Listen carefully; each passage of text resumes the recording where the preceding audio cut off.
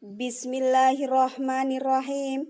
Assalamualaikum warahmatullahi wabarakatuh. Alhamdulillah, hari ini kita bertemu kembali dengan pelajaran Fikih 5.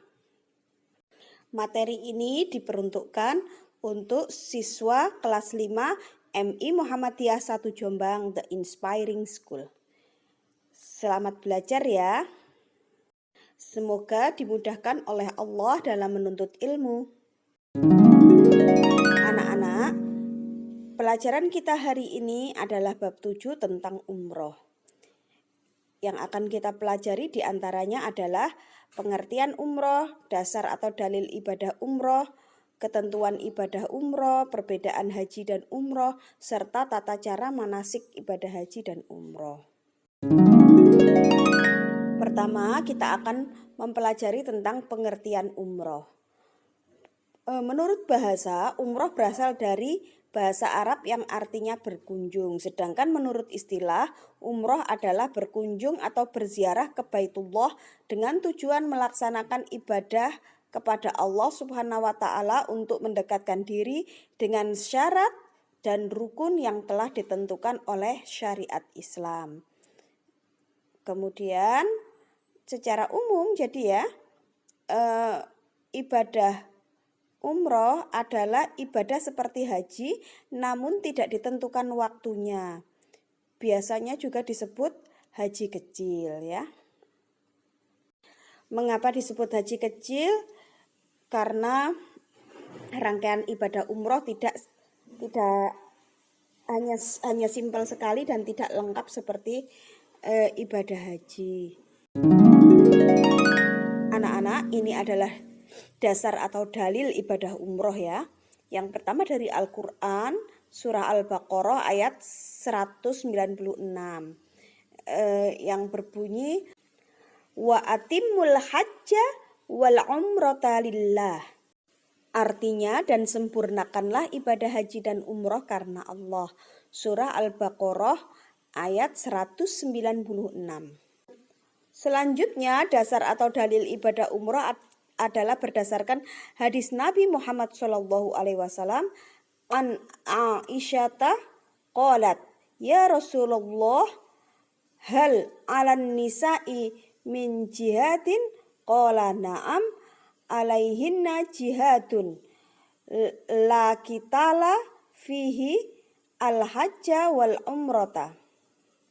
Artinya dari Aisyah, ia bertanya kepada Rasulullah SAW, apakah perempuan wajib berjihad? Jawab Rasulullah, iya, tetapi bukan berperang, melainkan menjalankan haji dan umroh. Hadis riwayat Ahmad dan Ibnu Majah. Anak-anak, selanjutnya yang akan kita pelajari adalah ketentuan ibadah umroh. Di antaranya hukum umroh. Umroh merupakan rangkaian ibadah haji namun bukan termasuk rukun haji ya. Maka hukum umroh adalah sunnah ya. Kemudian firman Allah yang menjelaskan bahwa ini adalah sunnah gitu ya. Firman Allah surah Al-Baqarah ayat 158 artinya sesungguhnya Safa dan Marwah merupakan sebagian agama Allah. Maka barang siapa beribadah haji ke Baitullah atau berumroh, tidak ada dosa baginya mengerjakan sa'i antara keduanya. Dan barang siapa dengan kerelaan hati mengerjakan kebajikan, maka Allah Maha mensyukuri, Maha mengetahui. Al-Quran surah Al-Baqarah ayat 158. Selanjutnya adalah waktu ibadah umroh. Menurut para ulama, waktu ibadah umroh adalah seluruh hari dalam setahun kecuali pada tanggal Arafah. Ingat tanggal Arafah tanggal berapa? Tanggal 9 Dzulhijjah. Terus hari Idul Adha tanggal 10 Dzulhijjah dan hari Tasyrik. Tanggal berapa hari Tasyrik? 11, 12 dan 13 ya. Kemudian sabda Rasulullah, umratu fi Ramadhana ta'dilu hajjata. Artinya Ibadah umroh di dalam bulan Ramadan seimbang dengan ibadah haji. Hadis ini diriwayatkan oleh Ahmad dan Ibnu Majah. Nah, kita akan mempelajari ketentuan selanjutnya, yaitu syarat umroh. Syarat umroh ada 4, diantaranya Islam, karena orang yang tidak Islam tidak dinilai ibadah jika dia mengerjakan umroh. Kemudian harus berakal sehat. Orang gila juga tidak dinilai ibadah ketika melaksanakan ibadah umroh. Kemudian orang balik atau dewasa ya, terus istitoah. Istitoah itu mampu pengertian dalam hal ekonomi atau dalam perjalanan ya. Perjalanannya tidak ada halangan. Itu syaratnya umroh. Akan tapi kalau seperti tahun ini berarti kita tidak istitoah karena terhalang oleh kesehatan ya. Seperti kalian sekolah saja tidak mampu untuk datang untuk bersama-sama untuk melakukan pembelajaran tatap muka ya, seperti itu. Seperti itu halnya ya, karena terhalang oleh kesehatan itu tadi ya, virus COVID-19 ya. Kemudian rukun umroh. Rukun umroh itu ada 5. Masih ingat ya rukun itu apa? Kalau rukun umroh berarti sesuatu rangkaian yang harus dikerjakan dalam melaksanakan ibadah umroh. Jika salah satunya tidak dikerjakan, maka umrohnya tidak sah ya. Apa saja diantaranya? Pertama adalah ihram. Masih ingat ya ihram? Ihram itu apa? Mengenakan kain serba putih itu ya. Kalian masih ingat ya, kalau laki-laki tidak berjahit 2 lembar kain putih. Kemudian kalau perempuan cukup mengenakan pakaian serba putih, tentu saja berjahit.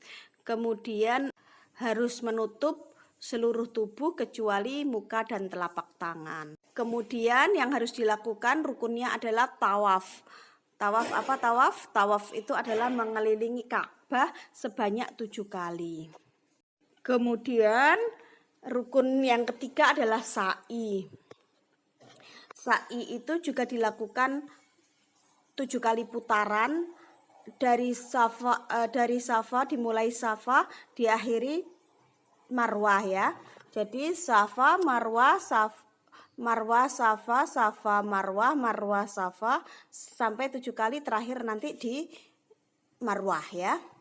Kemudian yang terakhir setelah sampai di Marwah, sa'i ya. Setelah di Marwah putaran ke-7, putaran terakhir, terus di Marwah. Nah, itu terus melakukan tahallul ya. Tahallul itu adalah memotong rambut ya, beberapa helai rambut. Kemudian harus rukunnya yang terakhir nomor 5 itu harus dikerjakan dengan tertib. Tertib itu artinya secara berurutan. Kalau kalian melaksanakan tiba-tiba sa'i dulu baru memakai pakaian ihram, nah itu tidak sah, tidak betul karena tidak tertib. Terus kemudian kalau kalian memotong rambut dulu baru mengerjakan tawaf, nah itu juga tidak tertib ya. Harus tertib. Kemudian larangan umroh. Larangan umroh itu sama dengan larangan haji ya. Apa saja yang dilarang ketika haji itu ketika umroh juga dilarang ya. Kemudian sunnah umroh. Sunnah umroh itu diantaranya mandi ya, mandi sebelum melaksanakan ihram, itu sunnah ya. Membaca talbiyah. Talbiyah ingat apa? Labbaik Allahumma labbaik, labbaik la syarika laka labbaik, innal hamda wa ni'matalak wal mulk la syarika laka labbaik. Itu ya. Itu adalah talbiyah. Kalau laki-laki